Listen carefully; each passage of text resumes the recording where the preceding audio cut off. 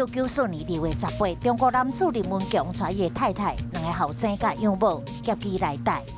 这一架中国大陆西南航空波音737型客机在福建南平上空被劫机犯林文强拿水果刀和伪装爆裂物威胁飞机必须飞到台湾。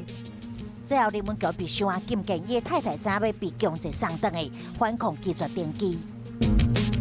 2014年2月18日，国民党应有主席连战会见中国中共总书记习近平，展开第2次的联席会。和平的一个政治的环境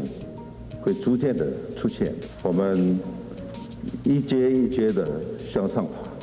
联席会是接伫当时陆委会主委王玉琦，甲当时国台办主任张志军的会面。王庭会了后登场，根据连战办公室转述，连战向中国表达爱重视中华民国存在事实，习近平并无对中华民国加做回应。